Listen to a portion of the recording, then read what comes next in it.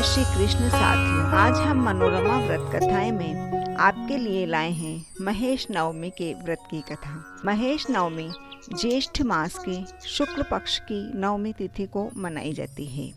यह पर्व विशेष रूप से माहेश्वरी समाज द्वारा अपने उत्पत्ति दिवस के रूप में मनाया जाता है। इस दिन भगवान शिव और माता पार्वती की पूजा की जाती है। आइए अब कहानी सुनते हैं।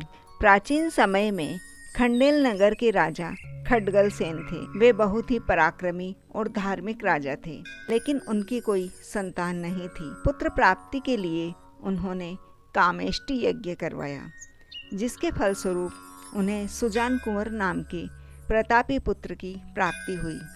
लेकिन राज्य के ऋषि मुनियों ने राजा को चेतावनी दी कि सुजान कुंवर को 20 वर्ष की आयु तक उत्तर दिशा में ना जाने दिया जाए। राजकुमार सुजान कुंवर बड़े होकर जैन धर्म से प्रभावित हुए। एक दिन शिकार पर निकले राजकुमार भूलवश उत्तर दिशा की ओर चले गए। वहाँ कुछ ऋषि मुनि यज्ञ कर रहे थे। राजकुमार के सैनिकों ने यज्ञ में विघ्न डाला और यज्ञ कुंड को नष्ट कर दिया। इस धृष्टता से क्रोधित होकर ऋषियों ने राजकुमार और उनके सभी 72 सैनिकों को पत्थर का बन जाने का श्राप दे दिया। जब यह बात राजकुमार की पत्नी चंद्रावती और सैनिकों की पत्नियों को पता चली, तो वे ऋषियों के पास जाकर क्षमा याचना करने लगी। ऋषियों ने कहा कि श्राप तो वापस नहीं हो सकता, लेकिन यदि वह भगवान महेश की गुफा में जाकर प्रार्थना करे तो उनका कल्याण हो सकता है।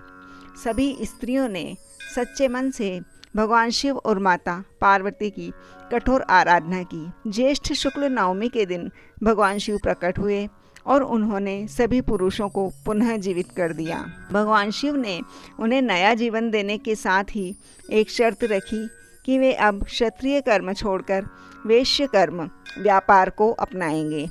भगवान शिव ने उन्हें अपना नाम महेश दिया, जिससे इस समाज का नाम माहेश्वरी पड़ा। सैनिकों के इन 72 परिवारों से ही माहेश्वरी समाज के 72 गोत्रों की उत्पत्ति हुई। साथियों, कथा यहीं समाप्त होती है। आप अन्य व्रत कथाओं के लिए चैनल को सब्सक्राइब करें। धन्यवाद।